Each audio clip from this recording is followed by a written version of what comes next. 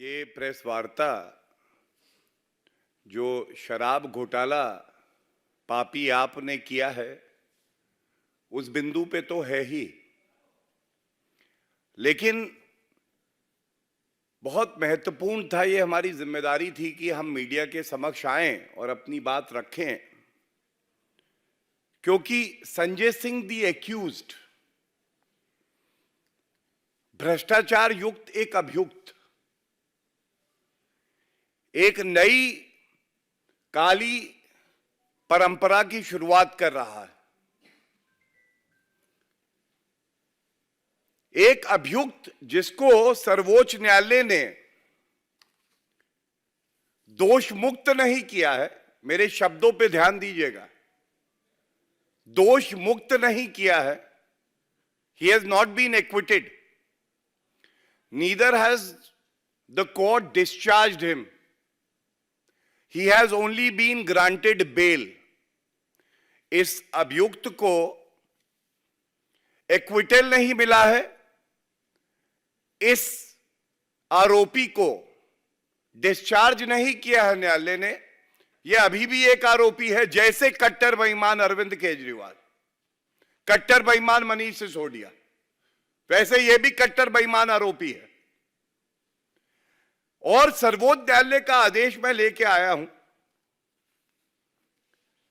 मैं इतना ही कहूंगा, बड़ी जिम्मेदारी से वरिष्ठ अधिवक्ता होने के नाते भी, जैसा मैंने कहा, यह बेल मिली और सर्वोच्च न्यायालय ने कुछ कंडीशंस लगा के ये जो भ्रष्टाचार युक्त अभियुक्त संजय सिंह हैं, इनको बेल दी। ये कंडीशंस क्या थी?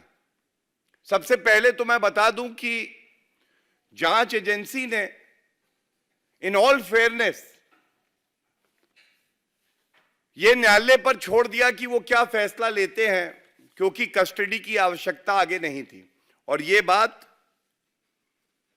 आदेश के पहले जो पृष्ठ है उस पर आई है, लेकिन जो बातें अब मैं आपसे कहने जा रहा हूं ये बड़ी महत्वपूर्ण है। संजय सिंह को बेल मिली और सर्वोच्च न्यायालय ने क्या कहा, मैं वो लाइन पढ़ के उसका हिंदी अनुवाद करूंगा। Learned counsel for the appellant states that the appellant Sanjay Singh will not make any comment with regard to his role in the present case. जो आरोपी हैं संजय सिंह, उनके अधिवक्ता ने कहा न्यायालय में कि अगर इनको बेल मिलती है तो बेल मिलने के बाद ये अपने रोल के बारे में जो ये केस है शराब घोटाले का, इस पे कोई टिप्पणी नहीं करेंगे। मैंने उनका साक्षात्कार कई न्यूज चैनल्स पर सुना और बड़ी जिम्मेदारी से मैं ये कहता हूं, ये जो पहली कंडीशन लगाई थी सर्वोच्च न्यायालय ने, इस कंडीशन को वायलेट किया है आरोपी संजय सिंह ने। बाकी तथ्य तो आपके समक्ष आ ही जाएंगे, क्योंकि साक्षात्कार चल रहे हैं सभी चैनल पे। पर दो तीन बातें जो हम आपके सामने बड़ी प्रमुखता से और जिम्मेदारी से रखते हैं, इस पे ध्यान दीजिएगा। एक गवाह की बात करते हुए संजय सिंह कहते हैं कि यह गवाह मेरा जिक्र नहीं लेता, मेरा जिक्र नहीं लेता। लेकिन न्यायालय ने तो कहा था कि आप कोई भी वक्तव्य अपने रोल के बारे में देंगे ही नहीं। दूसरी बात जो इन्होंने कही, और शब्दशः मैं कह रहा हूं, जब मुझसे सेक्शन 15 का बयान लिया गया, जब मुझसे सेक्शन 15 का बयान लिया गया, सेक्शन 50 और पीएमएल कोड एक्ट, तो मैं पूछना चाहता हूं कि अपने बारे में, अपने बयान के बारे में आप बात कर रहे हैं और सर्वोच्च न्यायालय कह रहा है कि Sanjay Singh will not make any comment with regard to his role in the present case. तो ये तो स्पष्ट हो रहा है कि आप जिस कंडीशन पे बाहर आते हैं, बेल पाते हैं, उसका उल्लंघन कर रहे हैं। और तीसरी बड़ी बात है जो बड़ी प्रमुखता से मैं उठाना चाहूंगा, जो गवाह हैं उनमें एक गवाह दिनेश अरोड़ा है। उस गवाह के बारे में भी संजय सिंह बात कर रहे हैं, जबकि उस गवाह का अगर आप वक्तव्य देखें तो वो वक्तव्य संजय सिंह के बारे में भी था। तो मेरा पहला बिंदु आज जो प्रेस वार्ता का है, और मैं और प्रमुख बिंदुओं पे भी आऊंगा, वो आपको दर्शाना था, दिखाना था कि ये संजय सिंह हो या अरविंद केजरीवाल हो या मनीष सिसोदिया हो, इनके चरित्र में, इनके डीएनए में संविधान को तार तार करना और सर्वोच्च न्यायालय और बाकी न्यायालयों का अपमान करना, अवमानना करना है। दूसरी बड़ी बात जो मैं उठाना चाहूंगा, जो संजय सिंह वक्तव्य भी दे रहे हैं, ये वक्तव्य तथ्यात्मक तौर पे भी गलत है, तथ्यात्मक तौर पे भी गलत है और भ्रमित करने के लिए दिए जा रहे हैं। तीसरी बड़ी बात जो मैं कहना चाहता हूं कि क्या कोई आरोपी जो अभी अभी बेल से निकला है, 6 महीने हिरासत में रहने के बाद, वो दूसरे आरोपियों को क्लीन चिट दे रहा है? बेईमानी की पराकाष्ठा देखिए। खुद एक आरोपी हैं, अपने बेल ऑर्डर का उल्लंघन करते हैं और उसके बाद बैठ के दूसरे आरोपियों को क्लीन चिट देते हैं। चौथी बड़ी बात यह है, और अगर कोई भी कानून का ज्ञाता होगा, करोड़ों रुपया खर्च कर रहे हैं अरविंद केजरीवाल अपने लिए भी, अपने साथियों के लिए भी। क्या मीडिया ट्रायल हो सकता है इस तरह से? क्या मीडिया में आप उलूल जुलूल बयान देंगे, अर्ध सत्य, कई बार पूरे झूठ, और चाहेंगे कि कोई कार्रवाई ना हो? 3 बड़े पाप मैं कहूंगा अरविंद केजरीवाल ने संजय सिंह से करवाए हैं। सबसे पहले तो मैंने बताया, न्यायपालिका पे उंगली उठाना और यह कहना कि शराब घोटाला है ही नहीं। आप कौन होते हैं संजय सिंह? आप तो अभियुक्त हैं। न्यायपालिका इस मामले को निरस्त नहीं करती है, मनीष सिसोदिया को बेल नहीं मिलती है, अरविंद केजरीवाल जेल की सलाखों के पीछे हैं, और एक आरोपी कहता है कि कोई शराब घोटाला नहीं हुआ है। तो यह तो महापाप है। दूसरा महापाप, बेल पे बाहर आने के बाद मीडिया ट्रायल करना और झूठ फैलाना है।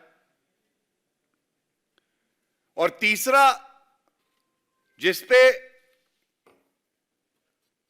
कानूनी तौर पे मैं ये कह सकता हूं कि सर्वोच्च न्यायालय के आदेश की मर्यादा को नहीं रखा है संजय सिंह ने, और तार तार कर दिया है जो इस आदेश की भावना थी मूल। इसके परिणाम होंगे,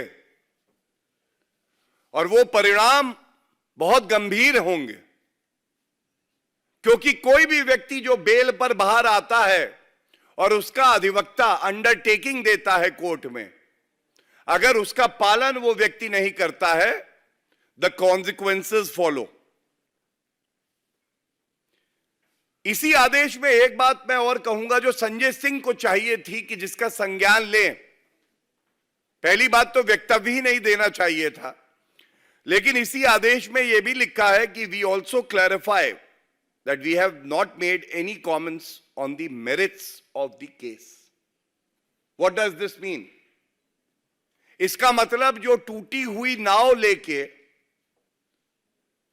संजय सिंह निकले हैं, उस नाव पे कोई और सवार नहीं होगा, क्योंकि गुणवत्ता के आधार पे यह आदेश नहीं पारित हुआ है। यह आदेश पारित हुआ है क्योंकि एक कंसेशन दिया गया है और यह केवल लागू होता है संजय सिंह पर। इसके बाद कुछ आरोप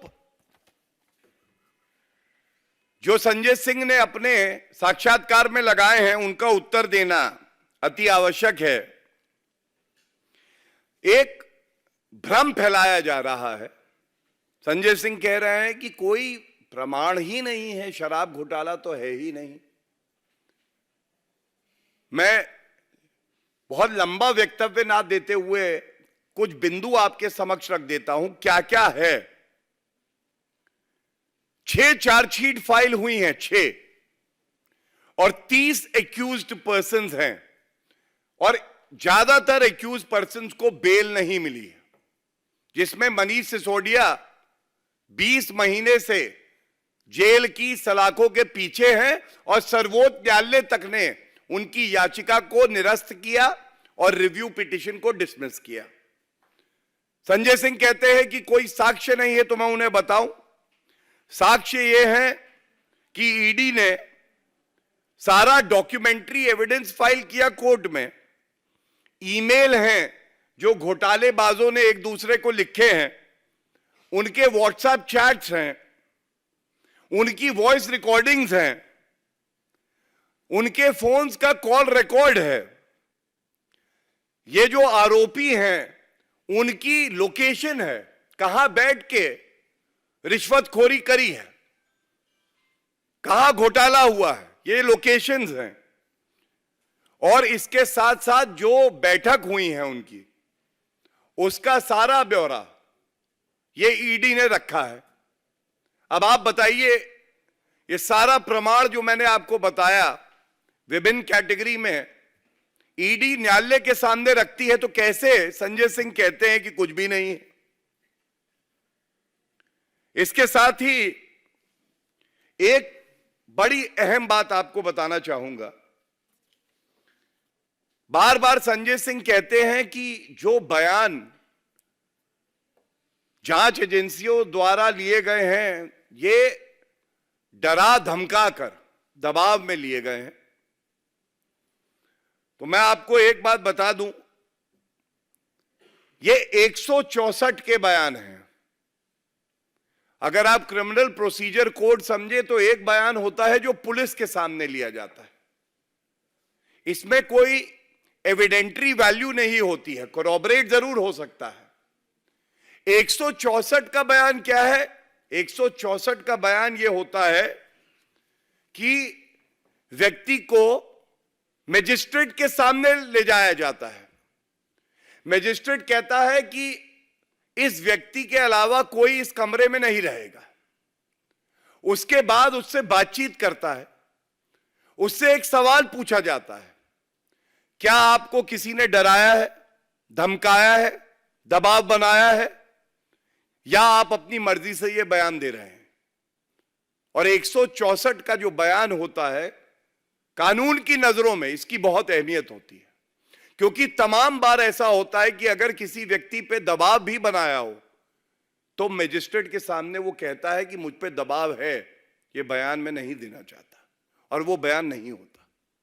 लेकिन यहां पर ये जो बयान दर्ज हुए हैं, जिनका जिक्र संजय सिंह कर रहे हैं, ये जो व्यक्ति हैं जिन्होंने ये बयान दिया है, अप्रूवर भी हैं उसमें, उन्होंने कहा कि स्वेच्छा से, बिना दबाव के हम ये बयान दे रहे हैं। और जो मजिस्ट्रेट है जिसके सामने ये बयान होता है, उसने जब सुनिश्चित कर लिया कि ये बयान स्वेच्छा से है, उसके बाद ये बयान रिकॉर्ड हुए। और सबसे बड़ी बात जो 164 के बयान की है, कानूनी तौर पे मैं आपको बता रहा हूं, it is admissible in law. आप इसको प्रमाण मान सकते हैं, यह बड़ी बात है 164 के बयान की। तो ये जो दूसरा भ्रम फैलाया है मैंने इसीलिए आपके समक्ष में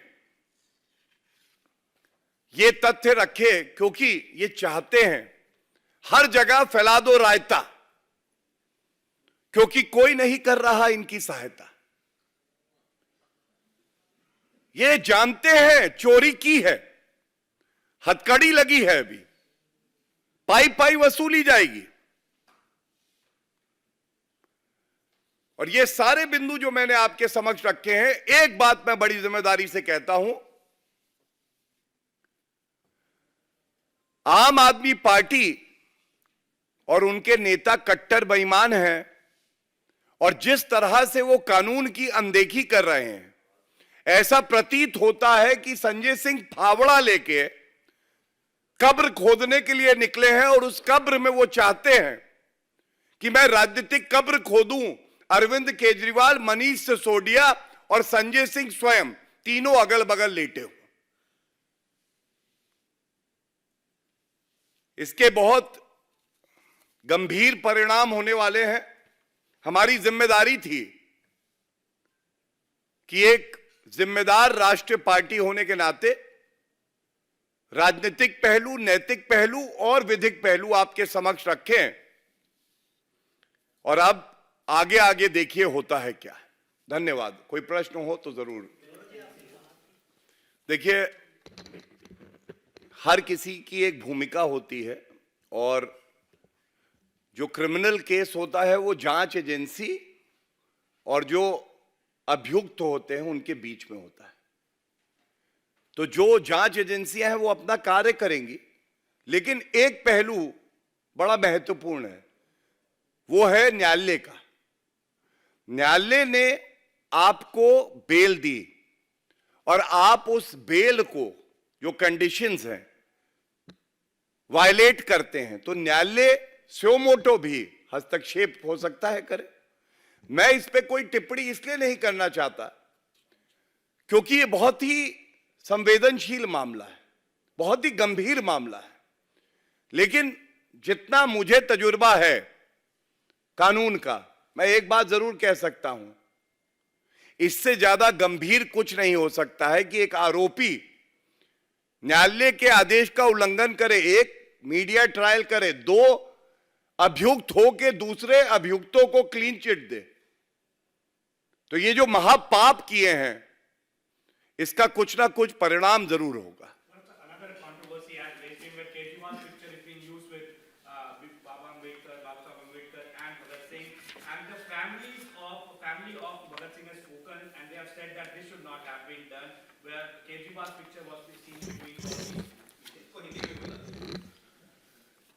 मैं समझता हूं कि जब आप महापुरुषों को अपनी ओछी, गंदी, घटिया, भ्रष्टाचारी राजनीति में एक सेतु बना के उनका फायदा उठाने का प्रयास करते हैं, तो यही होता है।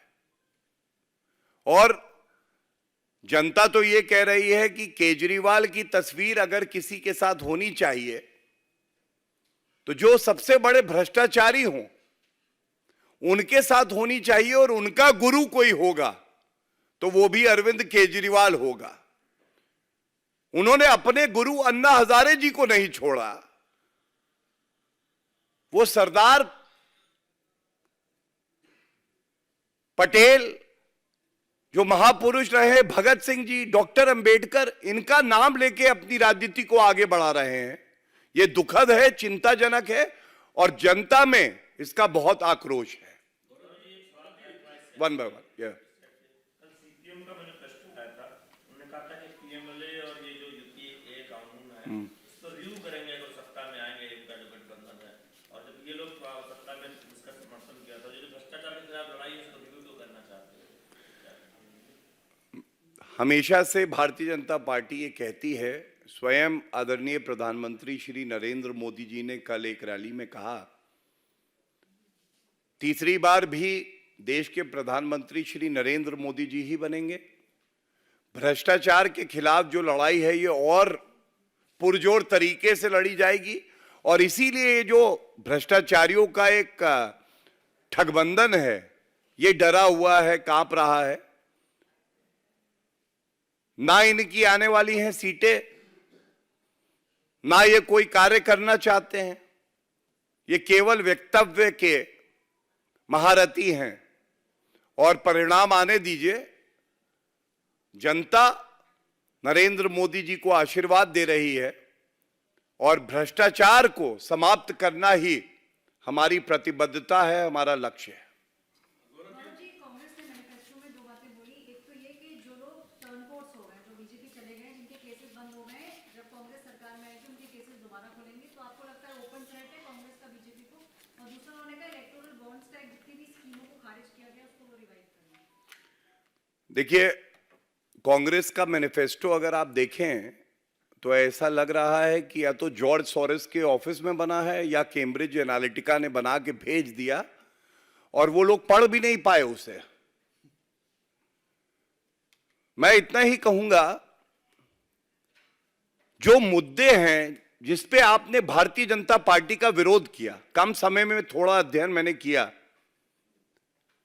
अनुच्छेद 370 का संशोधन हुआ, विरोध किया कांग्रेस पार्टी ने, सीडब्ल्यूसी का रेजोल्यूशन है, लेकिन उनके मैनिफेस्टो में कोई जिक्र नहीं है। जनता जानना चाहती है, बहाल करेगी कांग्रेस या भारतीय जनता पार्टी की, नरेंद्र मोदी जी की सरकार ने ठीक किया। सीए पे विरोध करते हैं, सीए पे कोई जिक्र नहीं है उनके मैनिफेस्टो पे। यूनिफॉर्म सिविल कोड का विरोध किया।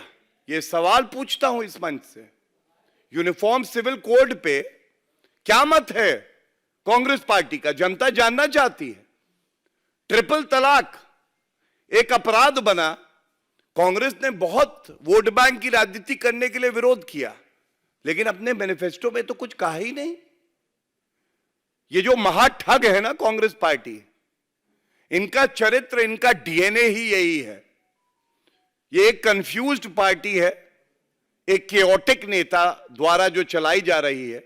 इनको खुद नहीं पता है कि ये कहां बढ़ रहे हैं, और जो बयान इनकी तरफ से आ रहे हैं, महिला विरोधी, हिंदू विरोधी, युवा विरोधी, वो दर्शाता है कि कांग्रेस पार्टी का ये दौर उनके मानसिक दिवालियापन का दौर है। मेरा एक सवाल है गौरव जी अलग से। अभी कर्नाटक के गृह मंत्री हैं जी परमेश्वर, उन्होंने न्यूज़ 18 से बातचीत की। उन्होंने फिर एक बार फिर से पुलवामा का मामला दोहराया कि पुलवामा उनको शक है कि केंद्र सरकार के इशारे पे कांग्रेस पर विश्वास करना चाहिए। देखिए, उनके जो गुरु हैं वो राहुल गांधी ही हैं, जिनका ये मानना है कि चीनी सेना से भारतीय सेना पिट जाती है। पुलवामा हुआ, देश एकजुट हो गया। उसके बाद बालाकोट एयर स्ट्राइक हुई, घुस के ठोका, बताया कि हमारी वीर सेना की ताकत क्या है और हमारे मजबूत जो प्रधानमंत्री हैं उनकी इच्छा शक्ति क्या है।